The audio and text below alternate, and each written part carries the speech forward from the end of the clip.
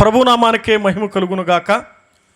ఈ కుటుంబ ప్రార్థన కూడికను ఈరోజు ఏర్పరచడానికి కారణం ఈ కుటుంబంలో జరిగినటువంటి మేలు, ఈ కుటుంబంలో జరిగినటువంటి ఉపకారం, దేవుడు చేసినటువంటి సహాయం, వైద్యులు చేసినటువంటి సహాయం, కుటుంబస్తులు చేసినటువంటి సహాయం, బిడ్డ క్షేమం కలిగిన వాడు.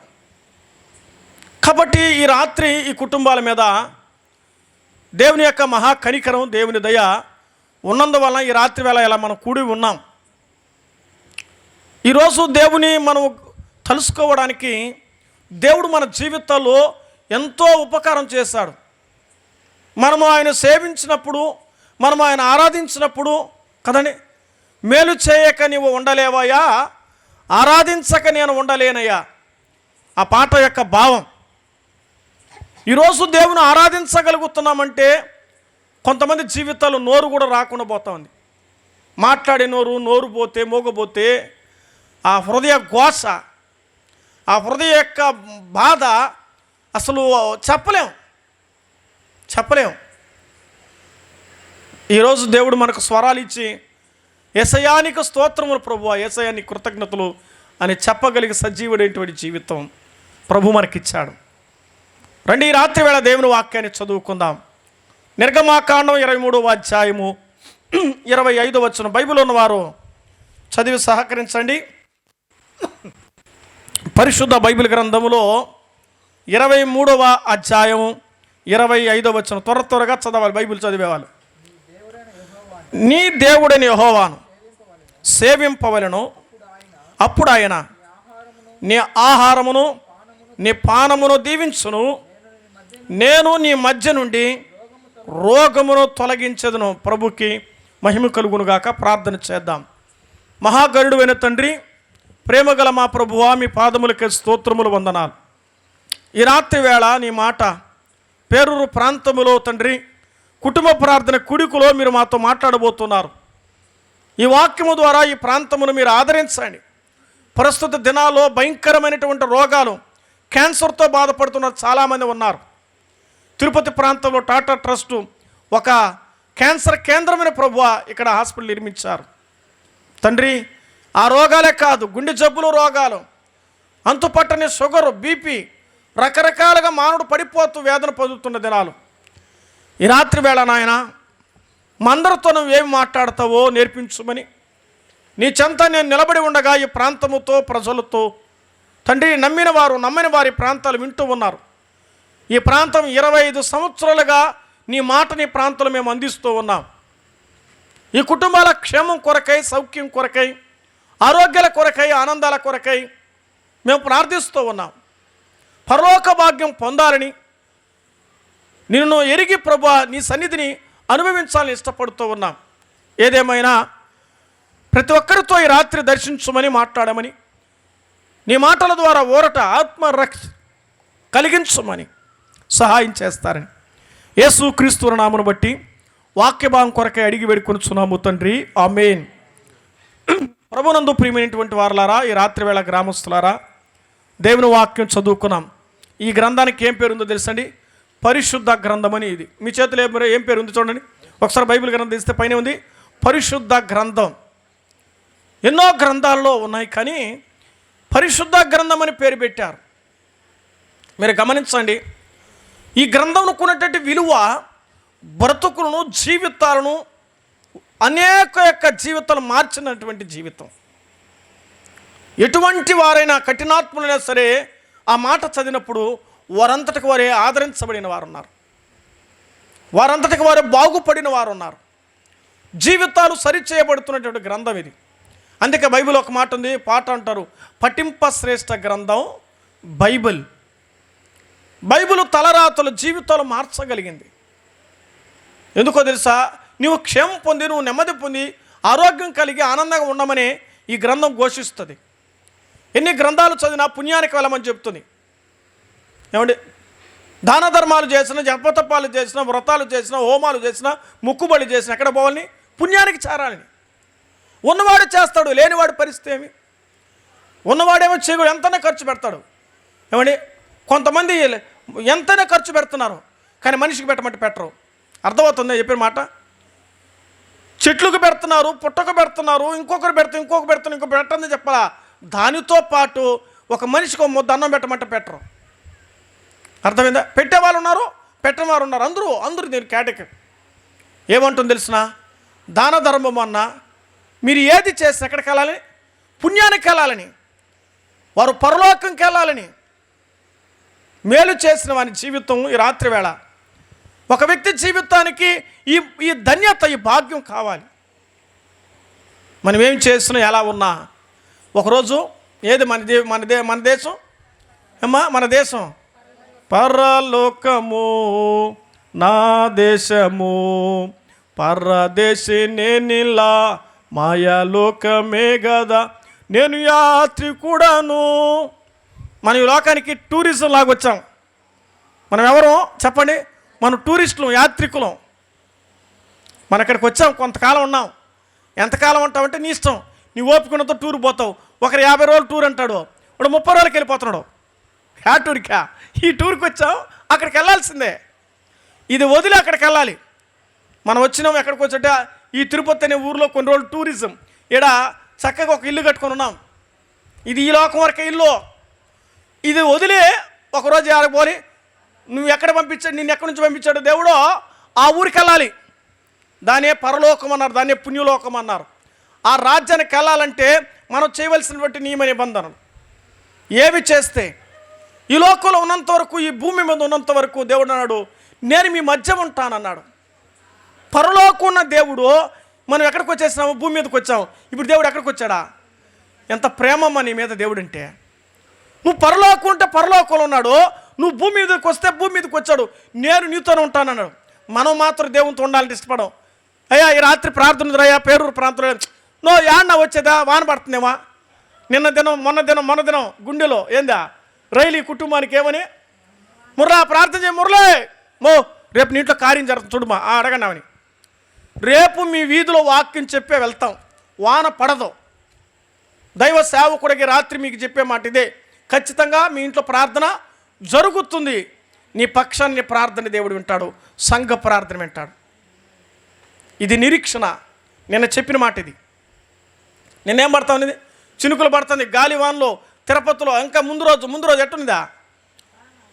దేవుడు తన హృదయ వేదన, తన అంతరంగానే దేవుడు ఎరిగినవాడు.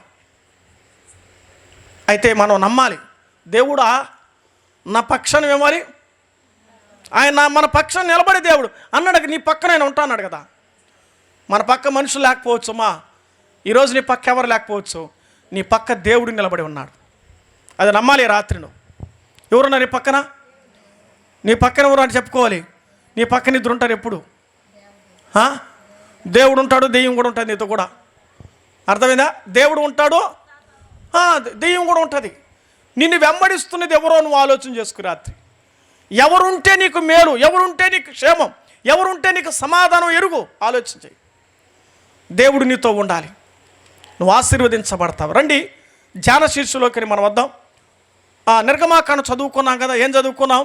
23వ అధ్యాయము 25వ వచనం చదువుకున్నాం. ఏం చదివాము? అక్కడ రాయబడిన మాట ఏంటి? ఓపికగా మనం ఆలోచిద్దామా? రండి. నీ దేవుడైన యెహోవాను ఏమి కండిషన్ ఇక్కడ ఏం చెప్పాడు? సేవించడం అంటే అర్థం ఏంటి? సేవించడం అంటే సేవించడం అంటే దేవుని దగ్గరికి వెళ్ళడం, దేవునితో ఉండడం, ప్రతిదినం సేవింపవలను. ఆయన దగ్గరకు పోయి ఆయన సేవించడం అంటే ఆయన పూజించాలి, ఆయన ఆరాధించాలి, ఆయన గణపరచాలి. ఎవరైతే దేవుని సేవిస్తారో, ఎవరైతే దేవునికి పూజ చేస్తారో, ఎవరైతే దేవునికి మొక్కుతారో, ఎవరైతే దేవునికి భజన చేస్తారో, ఎవరైతే దేవునికి భక్తి చేస్తారో, వారందరికైనా సరే ఎట్టి రోగము కలిగి ఉన్న దేవుడు నిన్ను ప్రేమించినప్పుడు కొన్ని సందర్భాల్లో రోగాలు నీ దగ్గర పంపిస్తాడు. ఏం చేస్తాడు? భక్తులకి రోగాలు వస్తాయి. పూజారికి రోగం రాదా? పాస్టర్కి రోగం లేదా? ఏమండి నమ్మిన వారికి రోగం రాదా? వస్తుంది. వచ్చినా ఆయన చేసే కార్యం ఏమి రాయబడిందంటే, మీ దగ్గరకు రోగం వచ్చినా సరే, మీ దగ్గరికి కష్టం వచ్చినా సరే, మీ దగ్గరకు కన్నీళ్ళు వచ్చినా సరే, మీ దగ్గరకు శ్రమ వచ్చినా సరే, మీ దగ్గరకు దుఃఖం వచ్చినా సరే, ఆదరణ లేకుండా నీ జీవితం ఉన్నా సరే నేను ఉన్నాను అంటాడు ఆయన. నేను ఎక్కడ ఉంటానని చెప్పాడు ఈ వాక్యం ప్రకారం? మీ మధ్యలో నేను ఉంటానన్నాడు. ఇప్పుడు ఎలా ఉంటాడు? ఆడేమో పాత నిబంధన గ్రంథంలో మీ మధ్యలో ఉంటా అన్నాడు. ఈరోజు ఎలాగుంటాడు? ఎక్కడ ఇద్దరు ముగ్గురు కూడి నా నామమును ప్రార్థిస్తారో వారి మధ్యలో నేను ఉంటాను. అడిది ఎవరైతే కూడి ప్రార్థన చేస్తారో, ఎవరైతే దేవుని ఆరాధిస్తారో వారి ఇండ్ల మధ్యలో దేవుడు ఉంటాడు. కాబట్టి కుటుంబ ప్రార్థనలు పెడితే మీ ఇండ్ల మధ్యలోకి ఎవరు వస్తారా? మీ ఇంటిలోనికి ఎవరు వస్తారా? చూస్తున్నారండి, లోకంలో ఉన్నవారు ప్రతిరోజు తెల్లవారితే నీట్గా ఇల్లు చుట్టూ క్లీన్ చేస్తున్నారు. ఎందుకు? దేవుడు వారి ఇంటికి వస్తాడని. వాళ్ళే అంత నమ్మకంతో ఉన్నప్పుడు, లోకం అలా నమ్ముతున్నప్పుడు, మనుషులు అలా నమ్ముతున్నప్పుడు, మరి దేవుడు నీ ఇంటికి రావాలంటే నీ ఇల్లు ఎలా బాగుండాలి? ఇల్లే కాదు బాగుండాల్సింది, నీ ఒళ్ళు కూడా బాగుండాలి. పూజ రూములోకి వెళ్తే ఎటపోతావు? స్నానం చేసుకుని పవిత్రతో తలస్నానంతో భక్తితో వెళుతున్నావు. జరగాల్సిన బాహ్య సంబంధమైనటువంటి పరిశుద్ధత కంటే అంతరంగ పరిశుద్ధత చాలా ప్రాముఖ్యమైనది. మన అంతరంగం చెడిపోతే, మన అంతరంగం పాపముతో ఉంటే దేవుడు మన మధ్యలో ఉండడు. అది పరిశుద్ధులుగా ఉన్న వారి మధ్యలో దేవుడు ఉంటాడా? అపవిత్రమైన కార్యాలు చేసే వారి మధ్య దేవుడు ఉంటాడా? ఏమా మీరే చెప్పాలి. ఏం బాబు? పరిశుద్ధులుగా ఉన్న వారి దగ్గరికి దేవుడు ఉంటాను వాక్యం చెప్పింది. ఇప్పుడు మన ఇంట్లో ఏం జరగాలి? మన ఇంట్లో ఏం జరగాలంటే ప్రార్థనలు జరగాలి, పరిశుద్ధతలో ఉండాలి మన ఇల్లు. అందుకే నీతిమంతుల గుడారాలలో రక్షణ కూర్చుంటే సునాదానం వినపడాలి, సంగీతం ఆలాపన జరగాలి. మీరు గమనించండి, పాటలు ఎందుకు పెడతానంటే అదొక ధ్వని, అది దేవునికి ఇంపైనది, అదొక సువాసన. అందుకే దేవుని మందిరాలలో ఏం చేయాలి? దేవుని పాడాలి, స్తోత్రాలాపన చేయాలి, గాన ప్రతిగానాలు ప్రభుని ఆరాధించాలి. దేవుని వాక్యములో రాయబడినట్లుగా నేను మీ మధ్యలో ఉన్నాను కాబట్టి మీరు నన్ను ఏం చేయాలి? సేవించాలి. నీకు అవసరమైనప్పుడు కాదు, నీకు ఇష్టం వచ్చినప్పుడు కాదు. నువ్వు ఎప్పుడైతే ఆయన సేవిస్తావో, ఎప్పుడైతే ఆయన వెంబడిస్తావో, ఎప్పుడైతే ఆయన దగ్గరకు వస్తావో, ఎప్పుడైతే ఆయన పూజిస్తావో నీ మధ్యలోనికి ఆయన ఉండడానికి రెడీ. మీరు ఆయన సేవించడాలా? నెక్స్ట్ వర్డ్ ఏం రాయబడింది అక్కడ? అప్పుడు క్వశ్చన్ మార్కు. అప్పుడు ఎప్పుడు? సేవించినప్పుడు. ఎప్పుడు? ఆరాధించినప్పుడు. ఎప్పుడు? పూజించినప్పుడు. ఎప్పుడు? మీరు చెప్పాలి.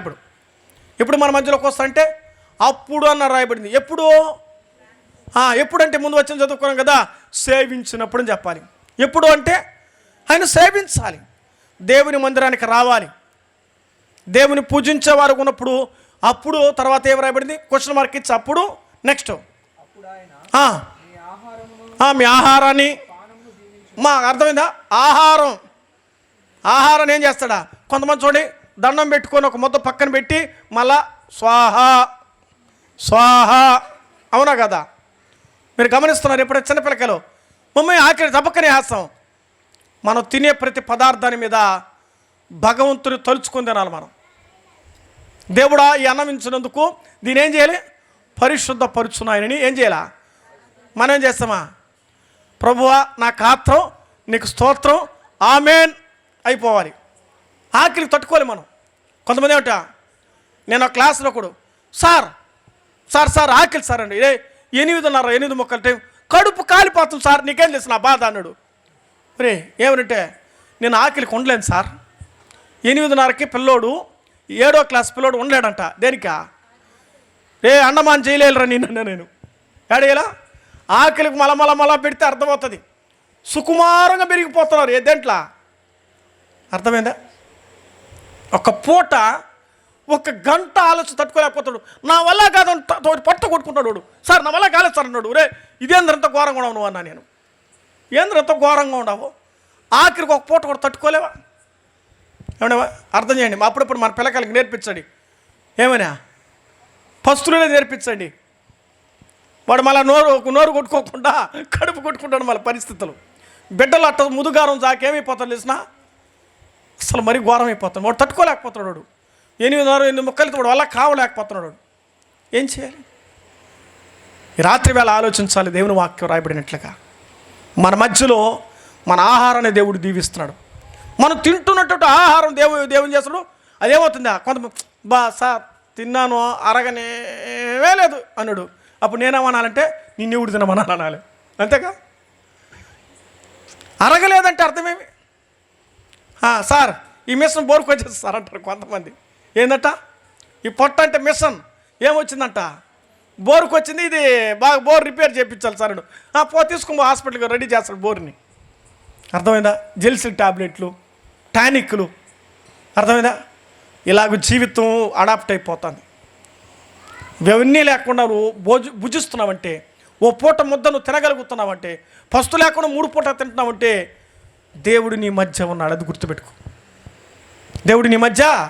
కొన్ని సందర్భాల్లో ఇంట్లో బియ్యం లేని రోజులు కూడా ఉన్నాయి, అయిపోయిన ధనాలు ఉన్నాయి. జ్ఞాపకం చేసుకో. ఈ ఒకప్పుడు జీవితం ఇప్పుడున్న జీవితానికి నువ్వు ఆలోచిస్తే 20 సంవత్సరాలు వెనక ముందు వెళ్ళు.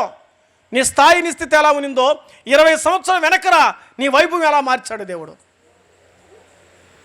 ఈ ఊరు అన్ని సంవత్సరాలుగా నేను ఉన్నాను. ఇప్పుడు నాకు 42 సంవత్సరాలు నా వయసు.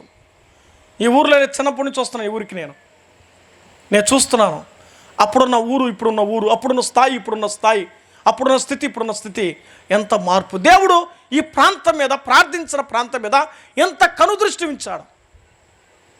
25 సంవత్సరాలుగా ప్రార్థన చేస్తాను ఈ ఊరి కోసం. ఎన్నేళ్ళు? 20 సంవత్సరాలు. అర్థమైందా? ఏ ఊరి వారో ఎవరికి చెందామో యేసుక్రీస్తు ప్రేమను ప్రకటిస్తూ మీ పక్షాన ప్రార్థన చేస్తున్నాం. మందిరమంతా ప్రార్థన చేస్తామండి ఈ ఊరు బాగుండాలని, మీరు బాగుండాలి. అందే నేను ఎక్కువసార్లు చెప్తాను, అందరితో మనం ఉండాలి, అందరిలో మనం ఉండాలి. చెప్పండి అందరూ ఒకసారి మాట. అందరితో మనం ఉండాలి, అందరిలో మనం ఉండాలి. అది మన రైమింగ్. అందరితో ఉండడం ఎంత భాగ్యం, అందరినీ కలిగి ఉండేది. ఈ రోజుల్లో చూడండి, ధనం వచ్చే కొద్దికి, ఆస్తి వచ్చే కొద్దికి, ఐశ్వర్యం వచ్చే కొద్దికి ఏమైపోతున్నారా, ఎవరికెవరో ఏమైనా తీరైపోతున్నారు. నీరు పళ్ళ మెరుగును నిజం దేవుడు ఎరుగునట్టుగా పోసే కొద్దికి నీళ్ళు పళ్ళం ఉంటుందట వెళ్ళిపోతున్నారు. తగ్గిపోయినది. నిజమైన ప్రేమకు నోచుకొని ప్రేమ దినాలు చూస్తున్నాం. కారణం స్థాయి స్థితి మారే కొద్దికి పరిస్థితులు మారిపోతున్నాయి, కానీ దేవుడి ప్రేమ మాత్రం మారలా.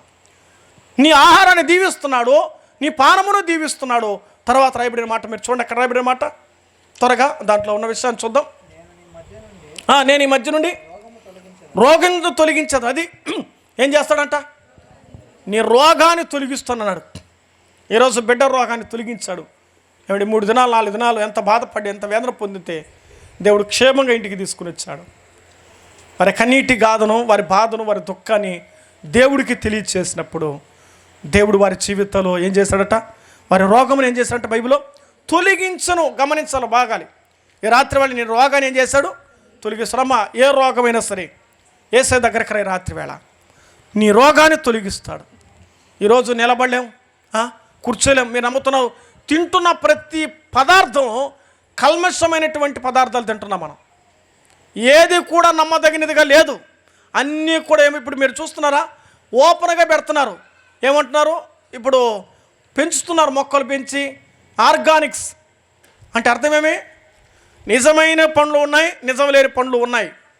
మేము పండిస్తున్నాం, ఇది మందు లేని పండు, ఇది మందు పండిని సమాజం ఒక్కి నొక్కానిచ్చి ప్రత్యేకపరుస్తుంది.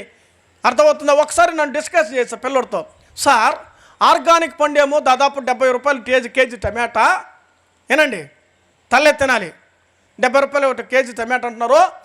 అదే మనకో 50 రూపాయలు 4 కేజీలు టమాటా ఇస్తున్నాడు. ఇప్పుడు దీన్ని ఏమనాలి సార్ అన్నాడు. ఏమనాలి? అర్థమైందా అక్కడ పదం? పండించే పంటకి, మందు లేకుండా పండించే పంటకి, మందు వేసి పండించిన పంట మనం ఎక్కువగా ఏది తింటున్నాం, మరి తెలిసి తింటాం కదంటే పోయేదట గ్యారెంటీ కదా, బిన్నేదాన్ని చచ్చిపుడిచబోయేది బో అంటున్నాడు వాడు. ఎందుకు భూమి మీద బతికేది అంటాడు. ఎవరంటారు మాట చెప్పండి నాన్న, ఎవరంటారు మాట? ఏం సార్ ఎవరంటారు ఈ మాట? నా మాట మీరు పట్టుకున్నప్పుడు టక్మని చెప్తారు. వాడు అంటున్నాడు మాట ఏమిటి, తినే చచ్చిపోతే పోయింది బో, ఏం బతుకుంటే చచ్చి ఏమి లాభం అని ఎప్పుడు అంటారు. వీడి జీవితం ఆ మాట కరెక్టు. ఈ జీవితం విరక్తి వచ్చినప్పుడు, ఈ జీవితం కోపం వచ్చినప్పుడు, ఇక బాధలు తట్టుకోలేనప్పుడు, శ్రమ తట్టుకోలేనప్పుడు చచ్చిపోతే బాగును. అదే ఒక 10 లక్షల కట్ట దొరికినా అబ్బో ఆ పదం పోయి దేవుడు ఎంత మంచోడు నాయన, కట్ట దొరికింది నాకు. మనిషి మనసు, మనిషి మాట చంచలమైనది. దేవుడు అన్నాడు దిమనస్కులారా అన్నాడు బైబిల్లో. ఏమని పేరు పెట్టాడు మనల్ని? ద్విమనస్కులారా మీ రోగాన్ని నేను తొలగిస్తానన్నాడు ఆయన. ఇప్పుడు నువ్వు సేవించినప్పుడు నీ రోగాన్ని దేవుడు తొలగిస్తాడు. అక్కడే దేవుని వాక్కులో మరొక మాట పరిశుద్ధ గ్రంథంలో మనం గమనిద్దామండి. మరొక మాట కీర్తనల గ్రంథం 41వ కీర్తన 3వ వచనం. ఒకటి రోగమును తొలగించే దేవుడు, రెండవది అక్కడ చూద్దాం రండి. కీర్తనల గ్రంథం 41వ కీర్తన 3వ చరణం. ఎవరైనా అక్కడ రోగశయం మీద యెహోవా వారిని ఆదరించును. రైట్. ఇప్పుడు మీరు చెప్పాలి. ఒకటి రోగాన్ని ఆయన ఏం చేస్తాడు? తొలగిస్తానన్నాడు. నెంబర్ 2 ఇప్పుడు ఏం చదువుకున్నాం? రోగము కలుగగా రోగశయం మీద దేవుడు ఏం చేస్తాడు? అది. రెండవది దేవుడు ఏం చేస్తాడు? ఆదరిస్తాడు. గుర్తుపెట్టుకోండి. తొలగిస్తాడు, ఆయన ఆదరించే దేవుడు. ఆ దేవుడు ప్రభు అయినటువంటి యేసుక్రీస్తు. అమ్మా, ఈరోజు నిన్ను ఆదరించే మనుషులు ఏమంటే ఇప్పుడు రోగం అని తెలిసి అనుకో, అక్క బాగలేదు అక్క అనుకో, ఫోన్ ఎప్పుడు స్విచ్ ఆఫ్ ఉంటుంది. ఎందుకు చెప్పా? నేను డబ్బు అడుగుతారు కదా, అక్క ఆడ నోటికి తీసి అక్క నా బంగారు వేస్తాను అక్కడ కుదబెట్టి అక్క అడగతారని ఏమైపోతున్నారు. చాలా సందర్భాలు జరుగుతున్నాయని చెప్తున్నాను నేను. అందరూ కాదు, కొందరు. ఆపదలు ఆదుకునే పరిస్థితులు లేవు. ఎవరు కూడా సహాయం చేసే దాతలు కూడా దినాల్లో కనుమరుగైపోయారు. ఎవరు నీకు సహాయం చేసినా, ఎవరు నేను ఆదరించకపోయినా, ఎవరు నేను పలకరించకపోయినా, ఎవరు నేను పరామర్శించకపోయినా, ఎవరు నీ దగ్గరకు రాకపోయినా, నీ దగ్గరకు మాత్రం ఎవరు వస్తున్నాడు? దేవుడు వస్తున్నాడు. గుర్తుపెట్టుకో. నీ ఒంట్లోకి దేవుడు వచ్చేది కాదు, నీతో కూడానే దేవుడు ఉండి నిన్ను ఆదరిస్తున్నాడు. ఒకానొక సందర్భాన యేసు ప్రభు భూమి మీద వచ్చినప్పుడు చాలామంది రోగులుంటే దేవుడు వారి దగ్గరికి వెళ్ళి వారిని ఆదరించి వారు స్వస్థపరిచాడు ఆయన. ఈరోజు మనం అనుకుంటున్నాం, మనం బాగున్నాం అనుకుంటున్నామే, కానీ మనం కానీ చెక్ చేయను అనుకోండి, మన బాడీని మొత్తం ఏముంటుంది తెలిసిన అన్ని మైనస్లు ఉంటాయి. పైకి బాగానే ఉన్నాం, టచ్ చేసి చూస్తే మొత్తం బలహీనతలే. ఆ నర్సమ్మ ఉన్నది అని చెప్తుంది, అలా మొత్తం మైనస్ ఉంది అంటది. అర్థమైందా? మన బాడీని దేవుడు కాపాడుతున్నాడు. గుర్తుపెట్టుకోండి. మన బాడీని దేవుడు ఏం చేస్తున్నాడు? కాపాడుతున్నాడు. ఆయన కాపాడబడుతుంటే ఇప్పుడు మీరు గమనిస్తున్నారు. అక్వాల కుటుంబాన్ని కూర్చున్నాను, బస్సులో పోతాడు, ఒకేసారి బస్సు బోల్టా కూడా ఒకే బస్సులో ఎంతమంది బాధపడ్డారు తెలుసండి. ఒకే గ్రామస్తులందరూ కూడా. దేవుని మహాకృప చావు లేకుండా దేవుడు కాపాడాడు. దేవునికి స్తోత్రం. ఎంత వేదన, ఎంత దుఃఖం. ఒకే కుటుంబంలో లక్షల రూపాయల కళ్ళ ముందు టపా టపా టపా కట్టాల్సి వస్తుంది. తిరుపతిలోని కట్టారు డబ్బు అంతా. ఎంత డబ్బు ఖర్చు పెట్టారని. ఒక కుటుంబానికి వెంటనే ₹1,00,000 కడితే కానీ ట్రీట్మెంట్ చేయలేకపోయినారు. ఎంత వేదన. పేదవాళ్ళు అప్పటికప్పుడు తెచ్చి డబ్బు కట్టాలంటే ఎక్కడి నుంచి తెచ్చి కట్టాలి? పరిస్థితి ఎదుటి వారికి జరుగుతుంటే నీకు అర్థం కాదు. మన దగ్గర రాలేదు కాబట్టి మనం బాగున్నాం. ఈ మాట ఎప్పుడు గుర్తుపెట్టుకొని, నేను ప్రతిరోజు మాట నాకు గుర్తుంటుంది. దేవా, ఈ బాగున్నానంటే నీ కృప కదా నాయన. అర్థమైందా? నెలకు 500 ఖర్చు పెట్టాలి. దేనికా? నా మాత్రలకి. నేను కూడా ఒక పేషెంటే. అది కూడా లేక ఇంకెంతో కష్టపడేవారు ఎంతమంది ఉన్నారు. అయినా దేవుడు కాపాడుతున్నాడు. ఈరోజు మనం నిలబడి ఇలా జీవిస్తున్నామంటే ఎంత మహాభాగ్యం. లక్షలు కడుతున్నారు. అడగండి, హాస్పిటల్ ఎంత కడుతున్నారు కళ్ళ ముందు. కాళ్ళు ఇరిగిపోయి, చేతులు ఇరిగిపోయి ఈ స్థితిలో ఎంత ప్రభు యొక్క కృపాకి భాగం. ఎవరైతే దేవుని సేవిస్తున్నారో దేవుడు కొంత మాటని కాపాడి నిన్ను హాస్పిటల్లో పడలేకుండా 24 గంటలు పడుకోని పెట్టకుండా దేవుడు నిన్ను కాపాడుతున్నాడు, నిన్ను రక్షిస్తున్నాడు. రోగములో ఉన్నప్పుడు నిన్ను ఆదరించేవాడు. ఈరోజు దేవుడు నిన్ను వాక్యం ద్వారా ఆదరిస్తాడు. నీ వాక్యమే నన్ను ఆదరించను, నా బాధలు ఇది నాకు. మా మనుషులకి ఎవరు ఆదరించరు. బాగుంటే పొగడతారు. అదే నువ్వు చెడిపోతే 10 మందిలో భయంకరంగా మాట్లాడతారు. ఎంత విలువ లేకుండా మాట్లాడుతుంటే జరగాలి కానీ ఎగిరి అబ్బా భలే అంటారు. అదే ఒకవేళ ఆశ్చర్యం, అన్న నీకంటే గొప్పోళ్ళు, అక్క నీకంటే గొప్పోళ్ళు, అక్కో, ఈ మాట అప్పటికప్పటికి మారిపోతుంది. ఆలోచిస్తున్నావా? నీ దగ్గర ధనం ఉంటే నీ చుట్టూ మనుషులుంటారు, నీ లోపల బలం ఉంటే నిన్ను మావాడని అంటారు. నీ దలగం నీ బలగం, నీ చావు నాపలేవు. మన దగ్గర ధనం ఉంటేనే, మన దగ్గర టాలెంట్ ఉంటే గౌరవిస్తారు. విద్య ఉంటే గౌరవిస్తారు, ఉద్యోగం ఉంటే గౌరవిస్తారు. నీ దగ్గర ఏమీ లేదనుకో వచ్చే పో అంటున్నారు. ఇది సమాజం. కొంతమంది చిన్న చూపు చూస్తున్నారు, ఏమీ లేని వారిని ఎన్నిక లేని వారిగా చూస్తున్నారు. ఈ రాత్రి వేళ నువ్వు ఏ రోగములో ఉన్నా దేవుడు నేను ఆదరిస్తాడు అన్నాడు. ఆ వచనం పూర్తి చేయనైనా. ఒకటి, నీ రోగమును తొలగిస్తాను, నీ రోగములో ఉన్నప్పుడు నేను ఆదరిస్తాను. నెక్స్ట్, రోగము కలుగగా నీవే వారిని స్వస్థపరచుదు అన్నాడు. రోగము కలుగగా నేను ఆదరిస్తాను, రోగము కలగగా నేను స్వస్థపరుస్తాను.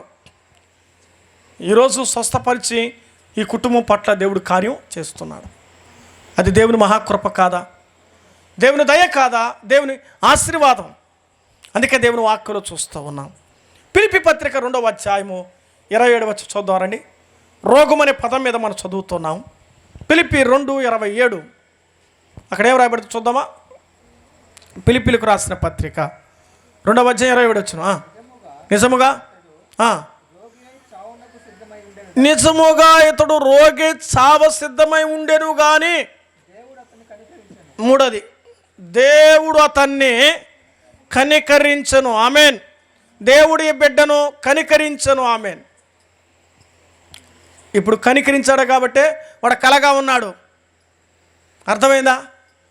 బిడ్డల మీద ఎవరు కనికర రావాలి? దేవుని కనికర రావాలి. నీ మీద ఏం కనికర ఎవరు రావాలి? దేవుని కనికర రావాలి. నా దేవుని కనికర వద్దు, నాకు దేవుడు వద్దు నా అంటే కుదరదు.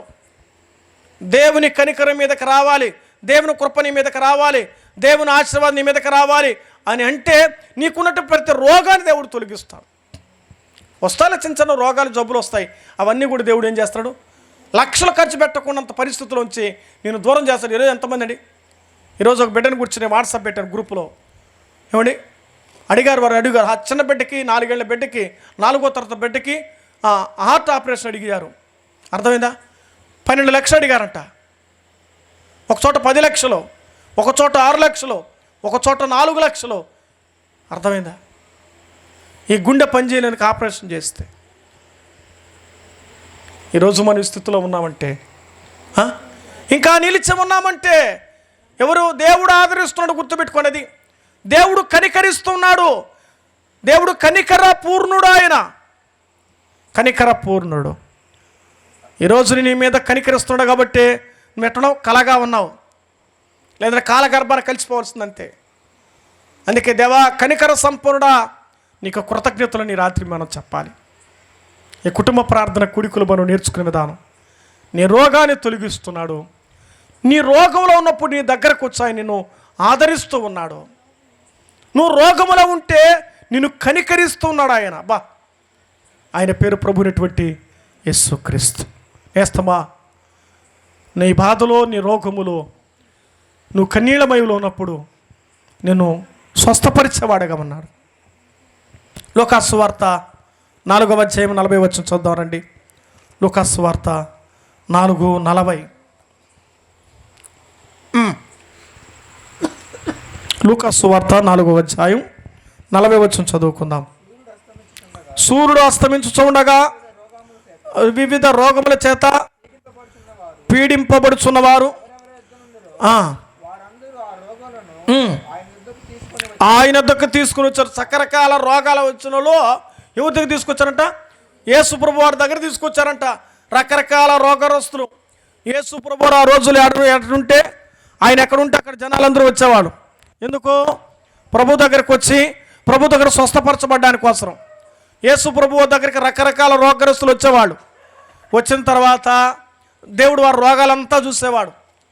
రోగాలంతా చూసినప్పుడు ఏమండి, మనం రోగం దగ్గేవాడిని చూస్తే మనం సైడ్ జరుపుకుంటాం, తుమ్మేవాడిని చూస్తే సైడ్ జరుపుకుంటాం. ఏదో రోగం ఉన్నట్టు తెలిసిందనుకో దూరంగా మెయింటైన్ చేస్తాం. కరోనాలో మెయింటైన్ చేయనట్లు ఎట్టున్నామా? పక్కింటికి కూడా పప్పు ఇస్తానకో, వద్దు బా మాకు వద్దు, నీ పప్పు ఉడుకు కావాలా?